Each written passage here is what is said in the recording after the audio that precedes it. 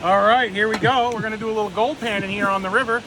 We got a basic gold pan. One thing I didn't show you guys is when we first start, the first thing you wanna do with your pan is take some gravel and dirt, put it in there, and really scrape it around in the pan. All over the pan, especially if it's a new pan. Why do we really do want to that? scratch it up. Why What not? this is going to do is this is going to catch our fine gold in the pan as we work it through the river. So you give this a good scrape. And Nick, you told us before about finding gold. Like, what are the odds of finding gold? Slim to none, but you know what? Every once in a while you'll shake that pan and there'll be some gold flakes in the bottom. Okay. All right, so what we're gonna do is we're just gonna take a scoop of dirt right here on the riverbed, and we chose this area because we're behind a couple rocks. So it's a place where the gold will rest. It'll come up over this when the water's flowing, and then there's a dip here. So the gold is naturally gonna fall down because it's heavier. So we're gonna just dig through here and see if we can't find any gold. Oh, and I wanna get my classifying screen here. This is what we use to get all the big rocks out of the dirt before we put it in. So we're gonna rest that above our pan. We're gonna take a big old scoop, and then we're gonna head to the water with it. Now we're gonna come down here and find a deep spot right here in the river, just deep enough for our pan to get under, and we're gonna sink the whole pile in underwater. And then we're gonna shake it like crazy. And while we're shaking it, all the gold is gonna go to the bottom of our pan. And the reason why we wash everything off is because even though these are huge, we know they're not gold, little pieces of gold can stick to the big rocks. So after we've shaken that up a little bit, we can get rid of our bigs. Those are all the ones we don't need. And then, I'll show you guys, this is what we're left with. And these are the gravels that we're gonna work through in the pan. So what are some things that are going to be in that? At the bottom of this pan, we're gonna have magnetite, crystals that can be in here, also almandine garnets. Anything that is metal, you'll find pyrite in here. Any of the iron ore minerals, they're all gonna be in the bottom of this pan as well with the gold. Okay. So we'll get to it and I'll show you guys. Let me see if I can spin around. And basically what we're gonna do is get the water from the river to flow over our pan and just pull out anything that's light that we don't want in it. And it's a simple motion. It takes a little bit to get, but it's just like this. And what you want is to see gravel coming out the front of the pan. Every 3 swooshes you do, tap your pan back in, put it underwater, and shake that dirt, because that's gonna push all the gold back to the bottom. And then we're gonna keep repeating this cycle until we get down to just the sand. And this could take 5 minutes or it could take an hour, depending on how into it you are.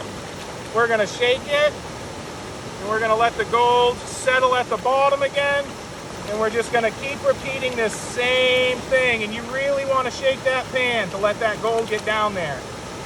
Oh, yeah, because it's heavier than the sand. It's a lot heavier than anything else that's gonna be in the river, that's right.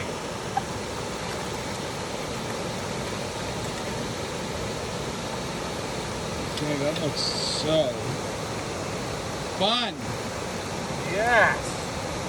And then depending on how comfortable you are, there's small ripples on one side and then big ripples on the other.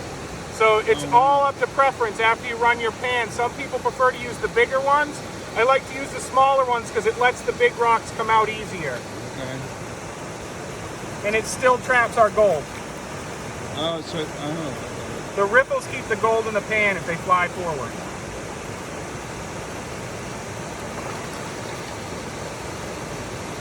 So Nick, I don't want to give anything away, but what happened when you did this like 5 minutes ago? What happened? The first pan I pulled up, I had 2 flakes of gold in the bottom, which is real impressive for myself. So we're hoping. And we're just gonna shake it and work it slow, all the way down to just sand. And now I can show you guys in the camera, I don't know if it'll pick it up, but in the bottom you can start seeing the little garnets come out. And these are all a really good sign. That means we're in the heavy metal zone or the heavy zone. And eventually we'll start seeing the magnetite and hopefully gold. Okay. So We're you gonna know you shake want to this go a down. little bit more now. Yeah, a little bit more. And then we can do all the rest almost standing up. So Nick, anybody in your family paying for gold? My dad is an avid gold prospector. He just started last year, and boy, let me tell you, is he out and about. He loves it, every minute of it. And if you guys do decide to come out and try it, just make sure you check your local regulations to make sure that all of it is legal and you can dig a hole wherever you are. Yeah. And right now we are in what town? We are in Is this Lisbon or Swiftwater, which is right outside of Bath and Woodsville. Okay. Right up by the Lost River. All right, so now we're down to just the sands in here. And we're gonna leave a little bit of water. And just like we were doing before with the swishing of the water, we can actually even lose a little bit of water here. So even just like the swishing we were doing underwater, now we're gonna do it above water and see if we can't get any gold to peak. Is this when the prayer starts? Yeah, this is when we start to look. And we're gonna tap the pan down and let all the lights go down here. And you guys can see even the fine garnets will fall, but the big ones, because they're so heavy, will stay up. And sometimes I'll do this 3 or 4 times in a row with the material, wow. just to see if I'm losing gold. I saw a piece of gold. I think I've got 2 pieces of gold already, folks. Gosh. That is unbelievable. I've got one here. Oh wow. And I've got one right there. So we've got 2 flakes of gold here in the pan right now. Just doing. Is that one right there?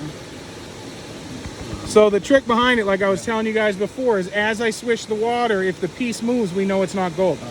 That right there, that's gold. Yep. I can't believe how much gold is in this little spot. Honey, we can take that trip to Aruba now. What's funny is in all this dirt too, we're not seeing as much of the magnetite, but there's still flakes of gold through here, which is incredible. All right, so so keep going, Nick. So we find a flake of gold. What do we do? All right, so the next step is how do we get the gold out of the pan? So at the end of your pan, when you get all pumped up and you see your riches, you're gonna wanna take, this is the way I do it. A lot of people use they call them a snuffer bottle. And what it is a bottle, and it has like a little plastic tube on the front. And then you go underwater and you snuff the gold up. All right. The thing is when you're doing that snuffing action under the water, you could potentially pick up all the stuff you don't want. Right. So, local prospector style, what I like to do is dry my finger off good, find the gold in the pan. When you touch that gold, it's gonna come up. It should come up, my hand's wet. But it's gonna come up and you can just barely see the flake of gold on there. I see it. And then we have these little vials that are full of water. And what you're gonna do is put that over the top of the vial full of water. You're gonna tip it over, and when you tip it back, the gold's gonna end up inside the vial, and that's how you collect it. And on a good day, you're gonna go home with 3 or 4 flakes, but we found 2 already. All right, I'm gonna pour this in the bin and let the kids re-find it. Yes, we'll let them dig for that again. That's gonna be in there. All right, so the end of that, were you at the end of what you would have done, or would you have I would have gone again just to see until I got real aggravated and didn't see anything else. Then I would have wiped it out and started fresh. Now, would you have taken any of those garnets out, Nick, or not? Or... In some cases, I've collected them. Yep. Gosh, it looks like there's gold in our rim too. Wow. That's unbelievable. And sometimes you guys are going to shake these pans and you're going to see a ton of mica, and that mica is going to trick you out because muscovite, which is a type of mica, can also be golden. So it's very tricky. So the biggest thing you want to do is spin water over that piece that you think is gold, and if it sticks to the pan and doesn't float away, there's a good chance that that's probably a heavy piece of gold versus the mica, because the mica will float around like a fish in there. Okay, that makes sense. Yes.